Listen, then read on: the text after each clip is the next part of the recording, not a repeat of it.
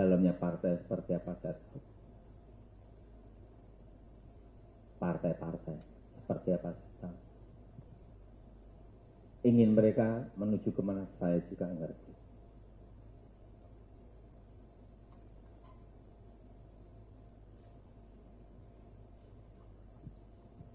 Informasi yang saya terima komplit. Dari intelijen saya ada BIN.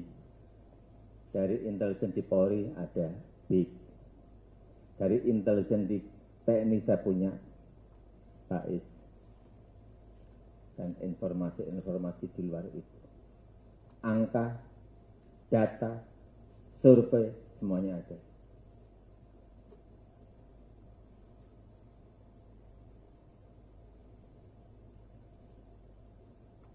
Saya pegang semua, dan itu hanya miliknya Presiden. Karena dia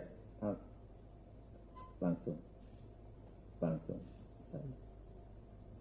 Akhirnya kita mesti lihat mental terakhir dari Pak Jokowi sebagai seorang oportunis itu.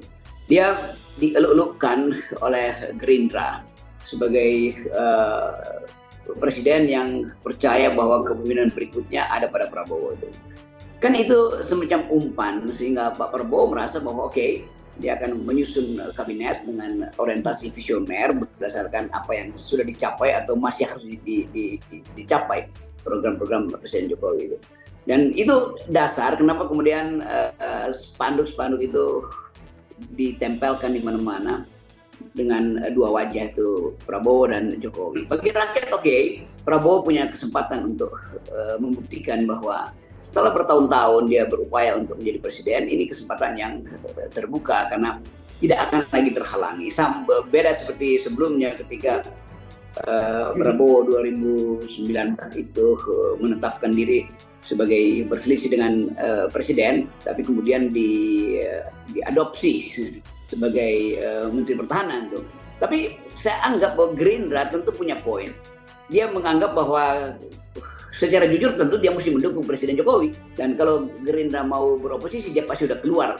Dia udah cabut beberapa menterinya. Tetapi Gerindra taat asas karena dianggap dia harus meneruskan Pak Jokowi. Dan Pak Jokowi justru yang mengendorse Pak Prabowo tuh.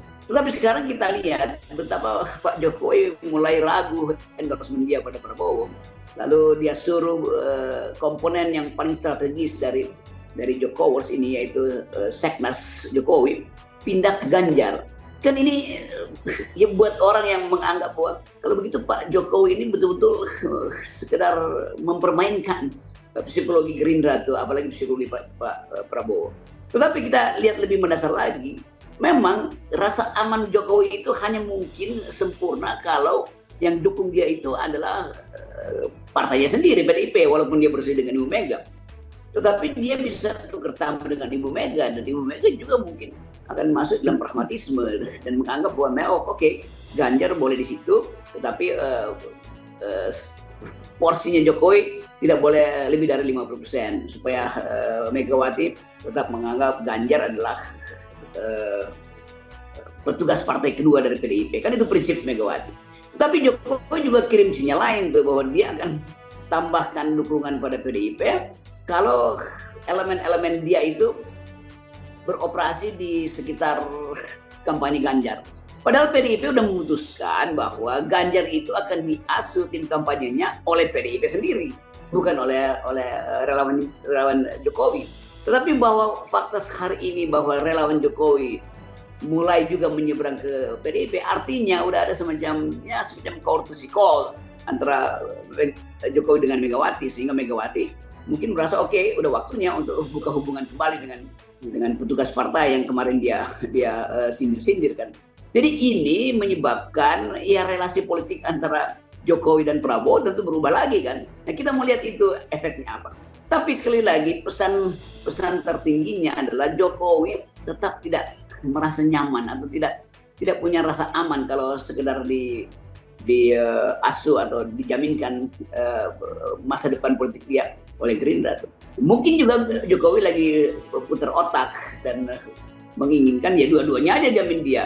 Karena itu sangat masuk akal kalau misalnya Jokowi akhirnya memaksa supaya ada koalisi antara Gerindra dan PDIP, dan itu artinya Prabowo dan Ganjar. Jadi semua hal terbuka akhirnya tuh bahwa Presiden Jokowi memang tidak punya poin untuk minta jaminan dari satu partai besar aja, dari Gerindra misalnya, juga demikian dari PDIP misalnya. Kan dia tetap khawatir kalau head to head antara Prabowo dan Ganjar, ya bisa Prabowo yang menang tuh. Nah ini intinya kecemasan Pak Jokowi itu menyebabkan cara orang melihat pemilu itu betul-betul jadi dangkal tuh. Nah kedangkalan ini yang hendak diatasi melalui debat-debat, dan debat itu akhirnya tidak terselenggara karena orang nggak anggap lagi apa pentingnya debat kalau pada akhirnya Presiden Jokowi yang menentukan hasil akhir pemilu. Intinya itu sebetulnya orang akhirnya lihat ini sebagai satu paket, sebutnya paket hemat supaya kontrol bisa lebih efisien. Tetapi problemnya adalah Jokowi ada di dalam situasi yang menegangkan secara sosial. Keresahan ada di mana-mana, terutama soal agraria, rempang dan seterusnya. Lalu masih soal ekonomi, daya beli dan kemampuan kita untuk menjalankan perdagangan ekspor impor turun terus. Jadi kita membayangkan di dalam keadaan social base dia itu berkurang, sementara pada saat yang sama ketegangan sosial memuncak. Jadi Pak Jokowi ada di dalam, ya duduk di atas bara lah. Nah itu yang membuat dia terus gelisah sebetulnya tuh, dengan kembali mencoba untuk bermanuver dan mulai mengancam bahwa sangat mungkin juga dengan kejujuran Menteri Keuangan misalnya pada akhir jujur dalam tanda petik karena diperintah Jokowi, ya nggak usah keluarin anggaran di situ tuh, sehingga harus dipaksa dulu partai-partai ini menentukan koalisi terakhir cuma ada 2 partai.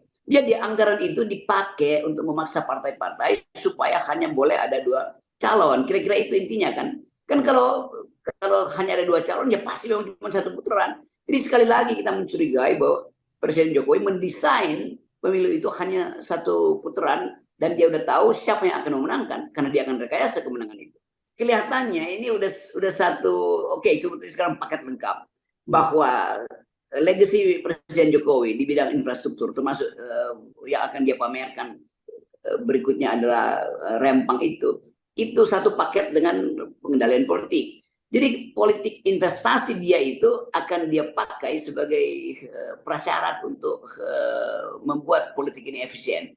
Politik investasi akan diefisienkan melalui penggunaan alat kekerasan supaya nggak ada yang menghalangi investasi, dan supaya investasi itu tidak diganggu lagi di masa depan karena akan dianggap sebagai legasi Jokowi, maka presiden berikutnya juga harus dia kendalikan. Jadi 2 hal terlihat di situ, bahwa dia mau mengefisienkan investasi dengan menghalangi mereka yang sedang menentang proyek-proyek Jokowi ini, sekaligus hendak mengefisienkan politik dengan memaksa partai-partai itu bergerombol di sekitar 2 figur. Kan ini dasarnya. Ini yang disebut sebagai politik regimentasi. Jadi rejim itu memasang seluruh peralatan dia untuk menentukan sikap akhir. Dan sikap akhir itu adalah kepentingan Presiden Jokowi di ujung pemerintahan dia. Demikian update news kali ini. Jangan lupa tekan tombol like, subscribe, and comment channel kami.